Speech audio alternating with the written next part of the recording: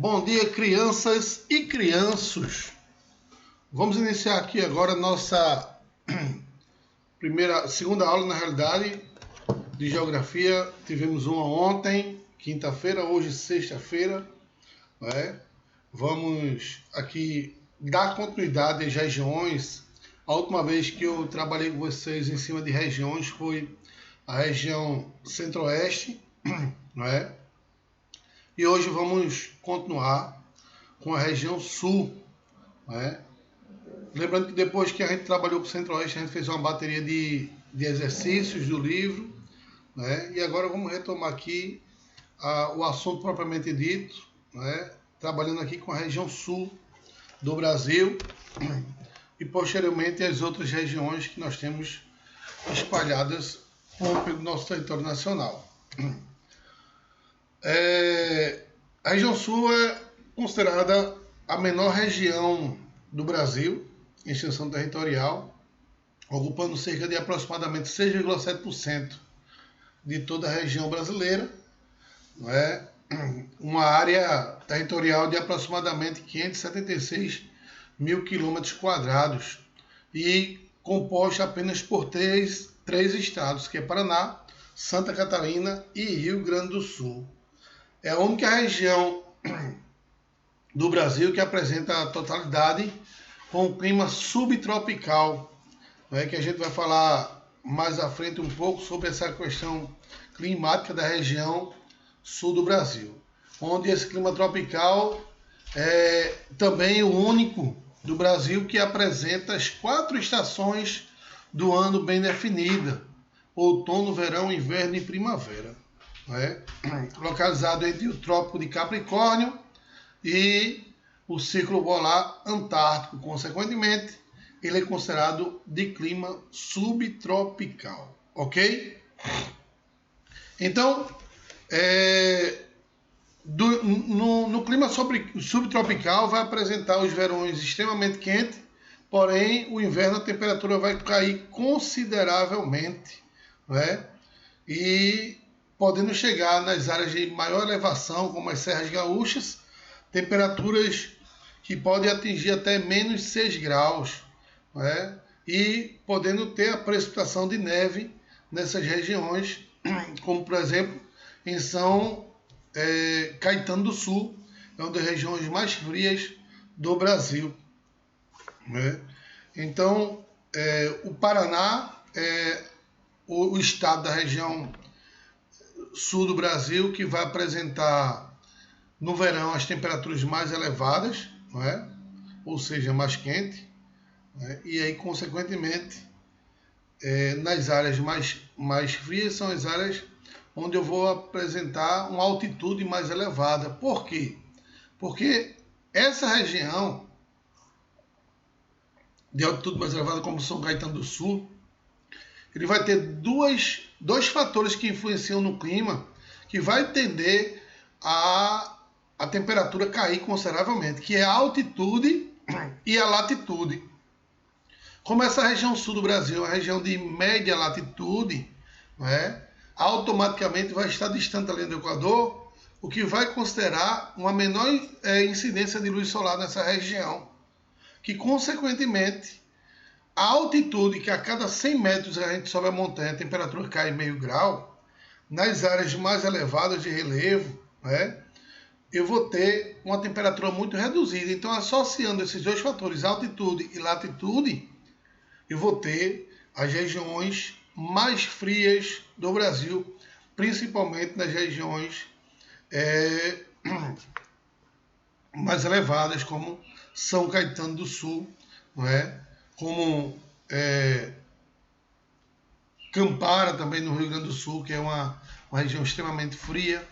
Né? Isso por conta da influência desses dois fatores que eu falei para vocês. Né? Então, é uma questão muito delicada, né, quando se fala na questão climática do sul do Brasil. E associada a esse clima muito frio, eu tenho também a vegetação. Como eu não me canso de falar para vocês, a vegetação é considerada o espelho do clima, né? Ou seja, para cada tipo de vegetação, eu vou ter um clima específico, não é?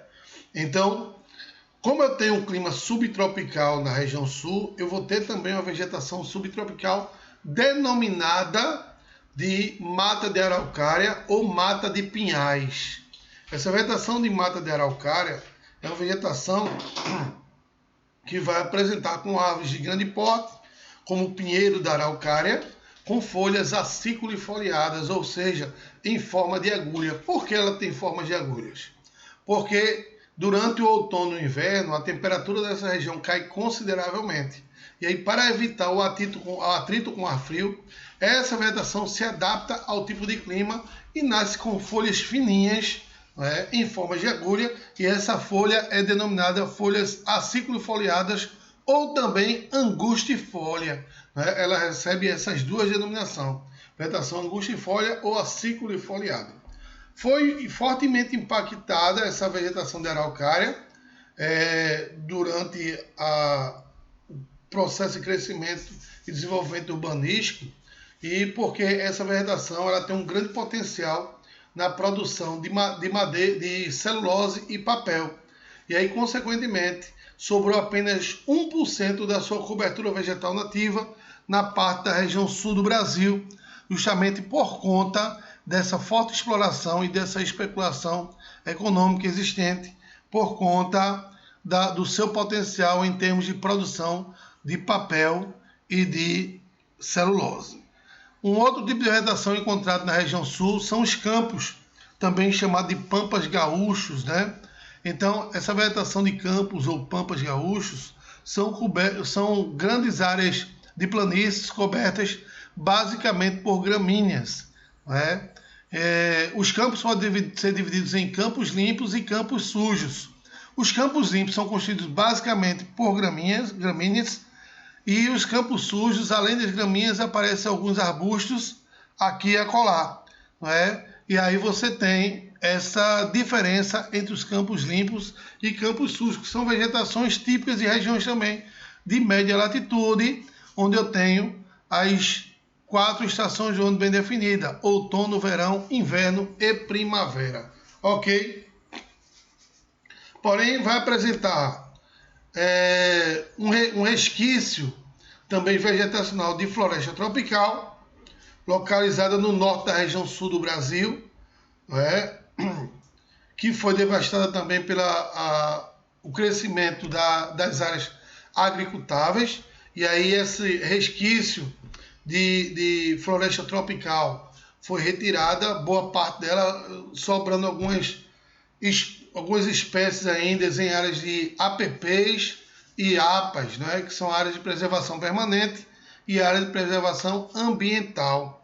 Aí a gente vê alguns resquícios ainda dessa floresta tropical na região sul do Brasil, e a vegetação litorânea, que desenvolve com os mangues, já que o sul do Brasil tem uma parte próxima ao mar, e o mangue é uma vegetação fluvio-marinha, a vegetação que está entre o rio e o mar. Se eu tenho o mar, logicamente eu vou ter o mangue próximo. O mangue ele funciona como estuário natural para a deposição de ovos, tanto de espécies marinhas, animais de espécies marinhas, quanto animais de espécies fluviais.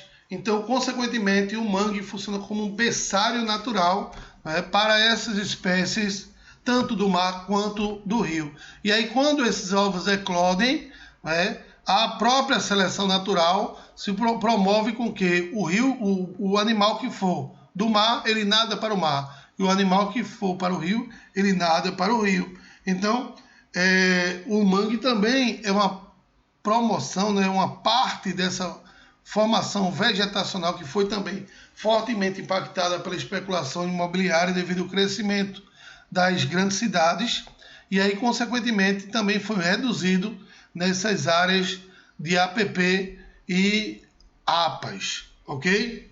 Falar um pouquinho sobre o relevo agora da região sul do Brasil. Na região sul do Brasil encontramos poucas planícies. Podemos citar como exemplo desse modelo a planície da Lagoa dos Patos, que está localizado lá no extremo sul do Brasil, já próximo à divisa com o Uruguai e divisão com o Oceano Atlântico, e a Lagoa Mirim também, a região litorânea, da região litorânea do Rio Grande do Sul. Predominam depressões também, que não são depressões absolutas, porque no Brasil a gente não tem depressões absolutas, somente depressão relativa, por conta da idade geológica do Brasil. E aí eu já falei isso para vocês em algum momento, que o processo erosivo retirou os sedimentos das altas cadeias de montanhas existentes no Brasil há milhares de anos atrás, transformando essas cadeias de montanhas em planaltos, que no Brasil também nós não temos cadeias de montanhas, e os sedimentos que foram retirados das cadeias de montanhas foram depositados nas planícies absolutas que existiam no Brasil, e as planícies absolutas se tornaram planícies ou depressões relativas, porque perderam a sua profundidade. As áreas de planaltos localizam-se no leste e oeste da região sul do Brasil, não é? E aí, quais são os principais planaltos existentes naquela região? Eu tenho o planalto da Serra do Atlântico, ocupa a porção oriental, ou seja, a porção mais a leste do sul do Rio Grande do Sul, que vai do Paraná até Santa Catarina, chegando até o litoral, onde formam, na realidade, diversas falésias, que é um processo erosivo causado pela água marinha, e sua composição é cristalina, ou seja, formada por cristais no subsolo, quartzo, entre outros. Temos também o planalto da Bacia do Paraná, que é de origem sedimentar, mas que durante a era mesozoica recebeu sucessivos derramamentos basálticos por conta do grande processo de vulcanismo encontrado na região. E aí, consequentemente, houve esse derramamento basáltico, que o basáltico nada mais é do que uma rocha vulcânica, E aí houve um grande derramamento basáltico nessa região, formando áreas de terras roxas extremamente férteis, porque o basalto ele é rico em ferro e níquel. A palavra fertilidade se vem do ferro. Se eu tenho uma grande quantidade de ferro no solo, automaticamente eu vou ter uma alta fertilidade. Claro que o pH ele tem que estar controlado. O pH ele não pode estar nem ácido nem básico, ele tem que estar um pH 7, que é um pH neutro, onde é possibilitado o desenvolvimento da agricultura. E aí, por conta da grande idade geológica existente na região sul do Brasil com o solo basáltico, esse solo ele provavelmente tem um controle natural, da questão do seu pH, que ele acabou sendo muito propício para o desenvolvimento agrícola. E aí ele tem um pH neutro, que é extremamente fértil para o desenvolvimento dessa agricultura, sendo dominada toda a porção do Paraná e Santa Catarina, bem como grande parte das terras do Rio Grande do Sul. Eu tenho os solos extremamente férteis nessa região. E o outro planalto que eu tenho é o Planalto Sul-Rio-Grandense. O embasamento desse estilo de complexo, formado predominantemente por rochas cristalinas, situa-se no Rio Grande do Sul, especificamente na porção centro-sul entre planícies de Lagoa dos Patos e a Lagoa Mirim, e a depressão periférica sul-rio-grandense. Então, esse planalto, é um planalto que está muito próximo ao litoral e mais ao sul da região do Rio Grande do Sul, ok? Então, os planaltos se estendem em grande parte da região sul do Brasil, e depois eu vou ter as planícies, já nas porções centrais do Rio Grande do Sul, e uma pequena parcela lá no litoral de Santa Catarina, e as depressões, eu vou ter numa área, né, que cobre aí uma parte do litoral da região sul do Brasil. Então, áreas de depressões, eu tenho a depressão periférica da borda leste da Bacia do Paraná, não é? E de formação sedimentar localizada entre os planaltos e Serra do Atlântico a leste e o planalto da Bacia do Paraná a oeste. E eu tenho a depressão periférica sul-rio-grandense, né? Também de origem sedimentar localizada no planalto sul-rio-grandense, a planície da Lagoa dos Patos Mirins, né? E a leste o planalto da Bacia do Paraná a oeste. Vamos falar agora da hidrografia da região sul do Brasil, que essa hidrografia ela compõe basicamente rios que formam a bacia do Platina, né? Que quais são os rios que compõem a bacia do Platina, né? São os rios do Paraná, Paraguai e Uruguai. Esses 3 rios compõem a bacia Platina. O que é a bacia Platina? A bacia Platina são 3 rios que desembocam ou têm sua foz no Rio do Prata, lá na Argentina. E aí, consequentemente, receberam essa denominação, que é a bacia Platina, né? Então, a bacia do Paraná e do Uruguai fazem parte da bacia Platina, onde se destaca o Rio Paraná, na bacia com o mesmo nome, que sendo um rio de planalto, possui grande potencial hidrelétrico e é a partir dela que se produz a energia da maior usina hidrelétrica em atividade no Brasil, que é a usina de Itaipu, que é uma usina que ela não é totalmente brasileira, é uma usina binacional, que divide sua produção de energia com o Paraguai. É bastante explorado pelas diversas usinas construídas ao longo do seu curso, como a do Itaipu, como eu falei para vocês, e seus afluentes, como a Barra Bonita e Bariri, constituídas do rio Tietê. Merece destaque a hidrovia Tietê-Paraná, que é a chamada hidrovia Mercosul, né? E vocês sabem que o rio Tietê, quando chega na área de São Paulo ali, se torna um dos rios mais poluídos do Brasil, né? Temos também a bacia do Uruguai, que também compõe a bacia Platina, né? Banha as terras catarinenses e gaúchas. O rio Uruguai nasce no encontro do rio Canoa, catarinense, e Pelotas, gaúcho, que tem um trecho encachoeirado, porém próximo à foz.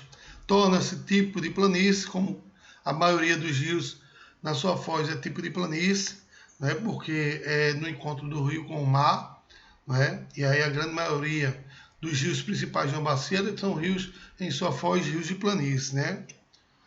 E serve como limite natural entre Brasil, Argentina e Uruguai. Então esse rio ele é um limite natural entre esses 3 países, né? E eu tenho também a Bacia do Sul, que não faz parte da Bacia Platina, né? É uma bacia secundária formada por pequenos rios, como Itajaí, o Rio Tubarão de Santa Catarina, Ribeira do Uguapé e Jacuí, no Rio Grande do Sul, que possui potencial hidrelétrico apenas não navegados os pequenos trechos. Então, apesar de tudo, essas bacias secundárias ela acaba tendo um pequeno potencial hidrelétrico, né, que acaba fornecendo um certo quantidade de energia para aquela região sul do Brasil. Ok? Vamos falar dos aspectos econômicos e sociais da região sul. Veja só. A região sul, assim como a região sudeste, é uma das regiões mais envolvidas do Brasil e onde as pessoas têm uma das melhores qualidades de vida também, por conta da influência do processo migratório, onde naquela região foram grandes volantes de pessoas advindo da Itália, não é? E que acabaram colonizando aquela região, além dos alemães, que também contribuíram muito para o processo cultural e que, consequentemente, para o desenvolvimento da economia da região, tendo assim características muito semelhantes com alguns países da Europa, algumas cidades do sul do Brasil. Então a região sul, segundo o censo de 2010, uma população de aproximadamente 27 milhões de habitantes, não é? 27 milhões e meio de habitantes nessa perspectiva, e que se espalha de forma mais ou menos homogênea sobre o território e que faz uma densidade demográfica de aproximadamente 47,5 habitantes por quilômetro quadrado. A população, porém, cresce de forma lenta e atualmente é de 1,2% ao ano, né? Isso por conta justamente de ser uma região extremamente desenvolvida em relação às outras áreas do Brasil, né? Onde as pessoas já têm uma informação muito boa, têm acesso a um sistema médico hospitalar muito bom, e aí, consequentemente, você tem métodos contraceptivos que há um controle de natalidade, e isso promove com que essa população não tenha um crescimento, né, muito grande, diferentemente das áreas mais pobres do Brasil e do mundo, né? Durante muito tempo, essa região ela foi de domínio espanhol. Sua colonização efetiva foi completamente diferente do restante do Brasil e deu-se tardiamente, né, de forma organizada a colonização portuguesa, porque Portugal ele acabou de uma forma ou de outra incentivando a colonização naquela área, né, porque a região sul tinha um clima muito parecido com com o clima da Europa, e aí quando os portugueses chegaram no Brasil, eles notaram e gostaram muito do clima tropical que estava em grande parte localizado na região nordeste brasileira, e não vieram para o sul do Brasil. E aí eles receberam fazer uma promoção lá na Europa e disseram, chegaram na Europa e disseram, nós temos terra lá no Brasil que são terras extremamente agricultáveis, né, que nós estamos fazendo um processo de barganha onde você coloniza aquela área, produz boa parte dessa produção. Você cede para o governo português em moeda de troca pela terra que nós cedemos para vocês. E aí, consequentemente, os italianos e alemães, principalmente, foram os dois grupos que migraram para aquela região, né, do sul do Brasil. E aí, consequentemente, acabaram promovendo o povoamento daquela área, né, tardiamente, né, bem após o processo de colonização por portugueses aqui no Brasil. Né. Inicialmente foram ocupadas as terras da campanha gaúcha por colonos portugueses, vindos dos Açores, que introduziram a pecuária extensiva. Posteriormente, levas de colonos italianos e alemães, russos, ucranianos, poloneses, que se instalaram nas colônias imigrantes e regiões serranas, né, que são as regiões mais altas da porção sul do Brasil. Depois, grupos de japoneses se instalaram no norte do Paraná, de modo a vida cultural trazida por imigrantes para a região, que marcaram de forma permanente a cultura e a economia, o desenvolvimento da região. Então, aquela região sul do Brasil é uma região bem heterogênea quando se está se relacionando à questão populacional do país, não é? Então, tem gente praticamente advinda de todo o mundo, né, que contribuiu assim para a pluralidade cultural da região do país, da região sul do país, né? A estrutura fundiária apoiou-se na existência de minifúndios e policultores e a introdução de cultivo de uva, na produção de vinícolas e outros produtos de clima temperado. Por outro lado, a cultura europeia foi preservada dentro do Brasil e passou a contribuir com a disseminação de hábitos diferentes daqueles nativos, né, que já viviam aqui. Porém, vieram somar-se as formas qualitativas e cultural nacional. Então, essa cultura europeia, né, acabou de forma ou de outra contribuindo muito para a heterogeneidade da cultura brasileira, né, que acabou influenciando outros povos de outras regiões também, né, inclusive os povos indígenas acabaram sofrendo forte influência também dessa cultura europeia. A região sul apresenta o melhor IDH do Brasil, com o IDH entre 0,756 pontos desde 2010, que é a menor taxa de mortalidade infantil, que é de 20,3%, né? Isso no ano 2000. Então, a região sul, como eu já falei, é uma região diferenciada da região do Brasil por ter sido uma região colonizada por povos alemães, basicamente pelos povos alemães e pelos povos italianos que mantiveram sua qualidade de vida, né, que trouxeram da Europa para cá. A natureza singular proporcionou a essa região uma história econômica que sempre esteve ligada diretamente à agropecuária. Então, boa parte daquela região tem a agropecuária como um principal motor que impulsionou a economia daquela região sul. E hoje, com o crescimento da globalização, essa agropecuária acabou desenvolvendo com isso também a agroindústria, né? Então, muitas indústrias multinacionais estão instaladas no sul do Brasil, né? Porque lá você tem matéria-prima abundante para o desenvolvimento da produção, né, de determinados produtos. Então, a sua agricultura hoje moderna é diversificada com uma elevada produção de uva, fumo, soja, trigo, arroz, milho, batata, amendoim, feijão. Foram inicialmente estabelecidas por colônios europeus que trouxeram para as terras do sul novas práticas como a vitivinicultura praticada nas encostas das serras de italianos. Não é?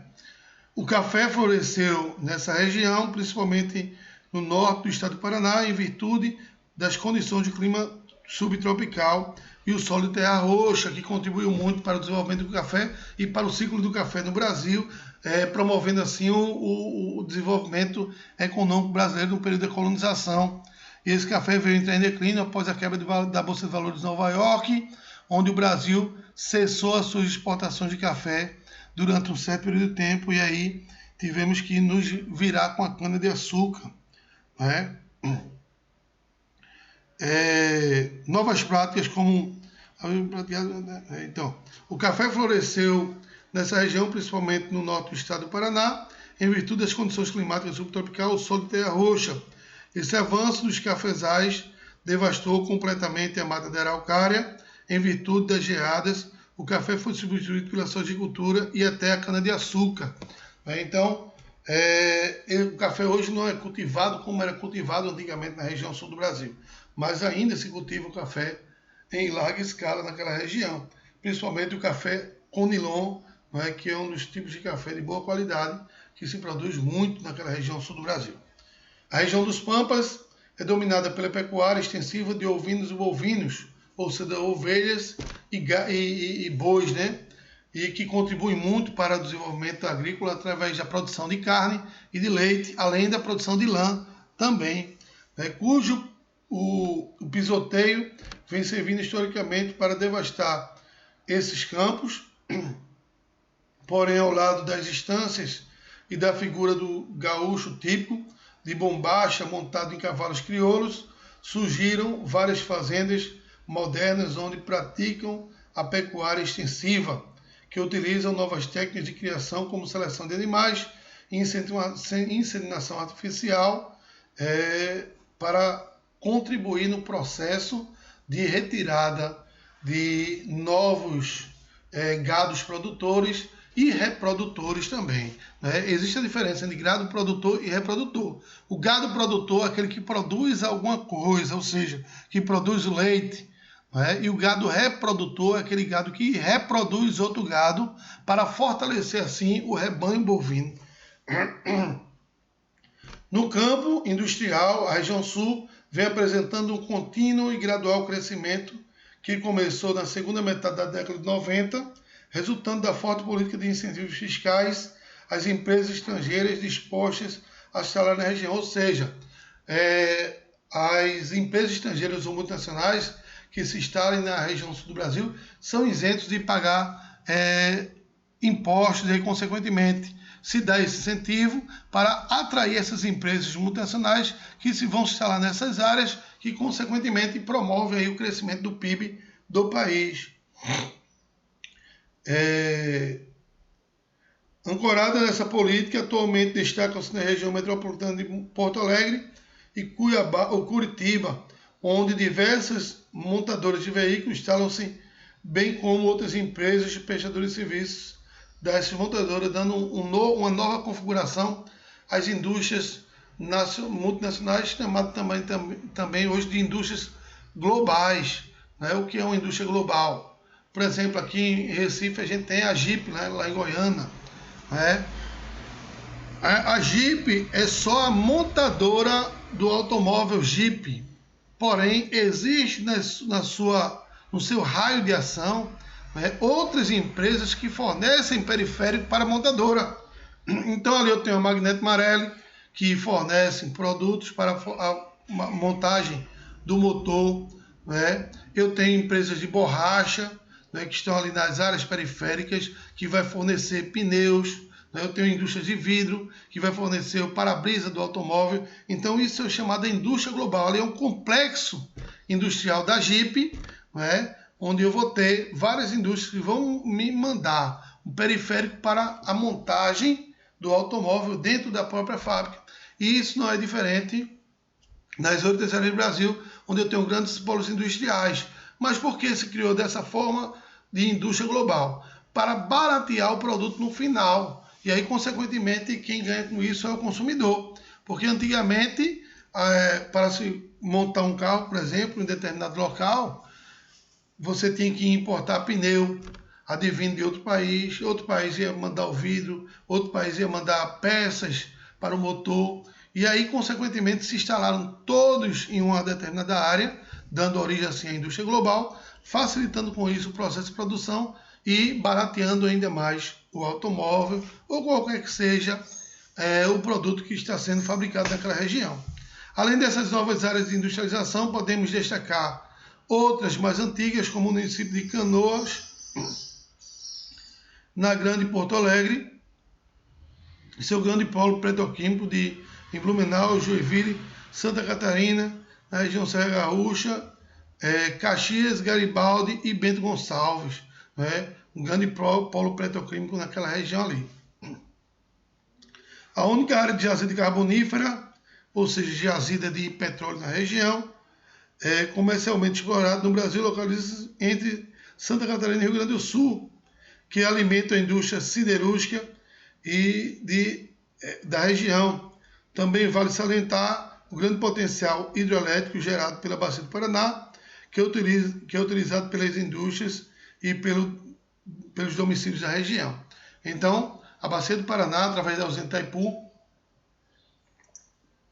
também fornece energia para a região sul do Brasil, tanto para alimentar o setor industrial, quanto para a economia doméstica, né, que é aquela que o pessoal utiliza nas suas casas. Fala agora da região sudeste, né, que é considerado o motor do Brasil, né, é o maior potencial industrial do Brasil, está na região sudeste, e ele é que promove o crescimento do Brasil como um todo. Né? A região sudeste é considerada o centro mais dinâmico da economia nacional e apresenta apenas 4 estados. Quais são eles? Minas Gerais, Espírito Santo, São Paulo e Rio de Janeiro. Né?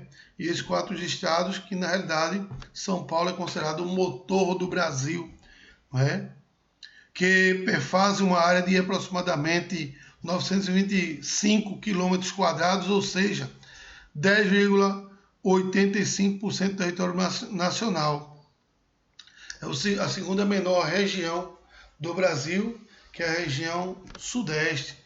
Essa porção do território apresenta um quadro socioeconômico bastante heterogêneo, no qual a riqueza e a pobreza convivem lado a lado, né? Numa mesma região que você tem grandes arranha-céus, grandes casas, mansões, né? Você vai ter também uma pobreza bem exacerbada no mesmo local. E aí isso acaba contribuindo para esse impacto visual, né?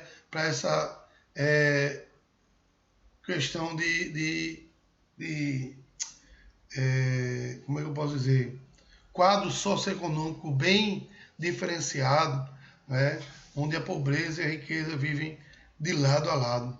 Então vamos começar a falar sobre os aspectos naturais da região sudeste do Brasil, para depois a gente entrar na questão econômica. Não sei se vai dar tempo para a gente ver isso hoje ainda, mas se não der, a gente vai e faz numa próxima aula, a continuação disso aí. Então, ó, vamos começar a falar do relevo da região sudeste. Assim como a região sul, o predomínio do sudeste das áreas de planalto e de depressões. Ou seja, eu tenho uma grande quantidade de planaltos e depressões na região sudeste do Brasil. As áreas de planície restringem apenas as áreas litorâneas, como em boa parte da região brasileira, já que a gente tem um grande e extensa área litorânea, e aí constituído basicamente por planícies, essas áreas do litoral brasileiro. Então, a região litorânea do Espírito Santo é onde eu tenho a maior parte das planícies da região sudeste.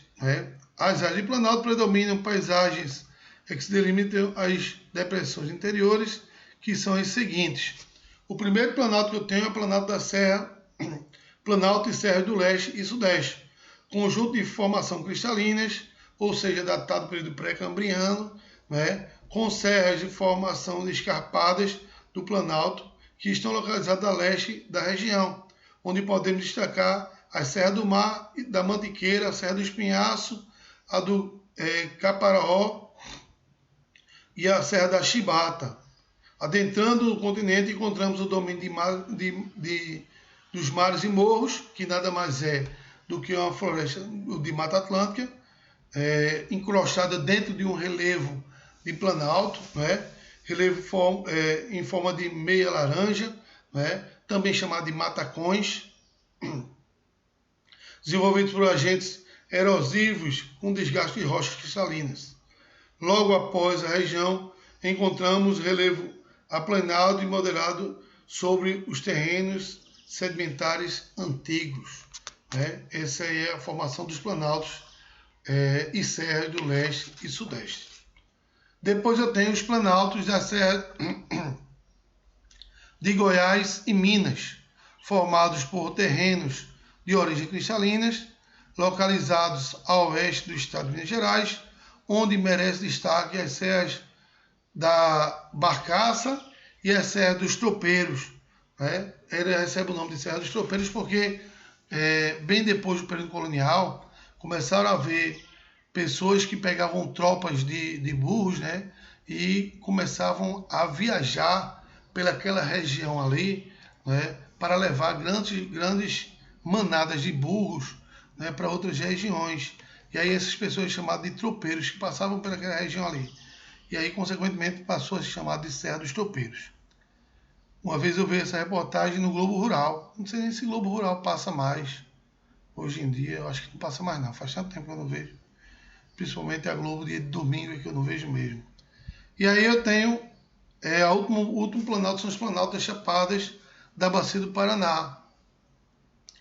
Formada por terrenos sedimentares, mas que durante o período mesozoico recebeu derrames basálticos, E por ter esse derrame basáltico, essa região é uma das regiões que desenvolve muito o processo agrícola, E aí, consequentemente, é um solo considerado de terra roxa. Localiza a porção do oeste do estado de São Paulo, onde desenvolveu manchas de solo de terra roxa, como eu falei para vocês, que acaba proporcionando assim o desenvolvimento da agricultura, principalmente da cana-de-açúcar, onde São Paulo é o maior produtor de cana-de-açúcar do Brasil. Para você ter ideia, lá a produção o ano todo, não tem nem período entre safra. Na borda leste desta unidade, em São Paulo, localiza-se as frentes e cuestas de Botucatu, de Franca e de Futura. Então essas são as formações planálticas da região sudeste do Brasil. Já as depressões, eu tenho a depressão sertaneja de São Francisco, formada por terrenos cristalinos, e aí já está localizada na região do norte de Minas Gerais, onde eu tenho ali a nascente do Rio São Francisco, e aí, consequentemente, eu tenho terrenos cristalinos localizados entre os planaltos da Serra Leste e Sudeste, ao leste do Planalto de Goiás, e Minas e a oeste. E eu tenho a depressão periférica da borda leste da Bacia do Paraná, que é uma unidade de relevo formada por material sedimentar e está encaixada entre as serras do leste e sudeste, a leste os planaltos e as chapadas de Bacia do Paraná a oeste. Então são essas as principais formações de relevo existentes na região sudeste do Brasil. Vou falar um pouco sobre a hidrografia agora.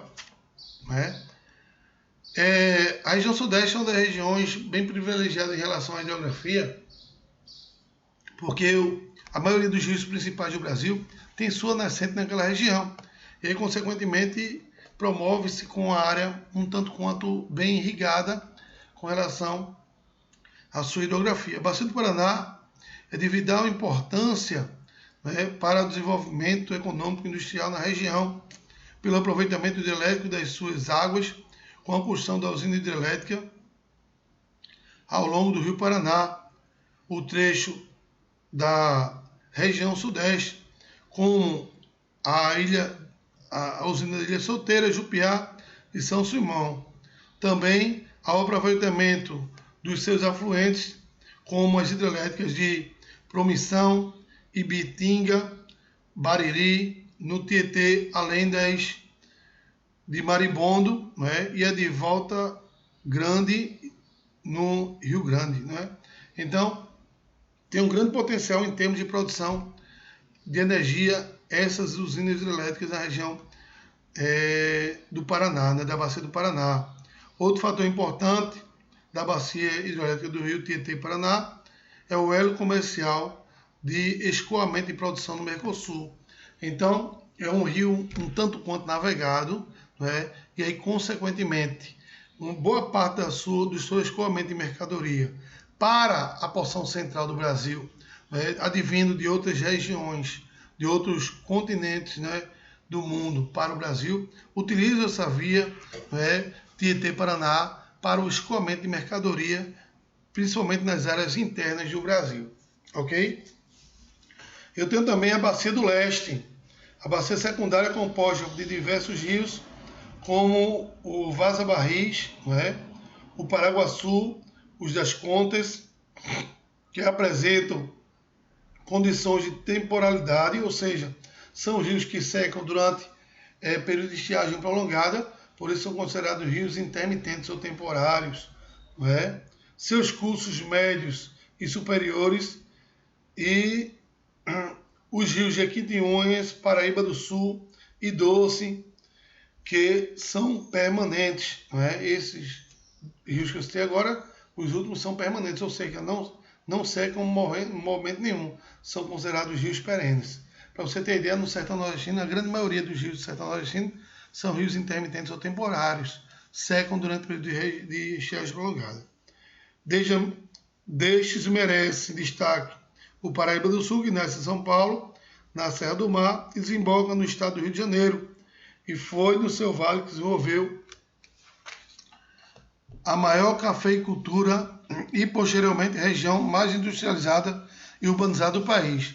E por isso esse rio, ela tem um enorme índice de poluição por conta da emissão de partículas poluidoras no leito dos seus rios. E aí, consequentemente, se torna um dos rios mais poluídos do Brasil também, assim como o Tietê, que passa próximo a essa região aí urbanizada. Destaca também o Rio Doce, que nasce em Minas Gerais, deságua no litoral capixaba, percorrendo uma das regiões mais ricas em minério de ferro, mais poluídas do Brasil, por conta de diversas siderúrgicas instaladas no seu curso para beneficiar o minério exploral Porto Tubarão em Espírito Santo.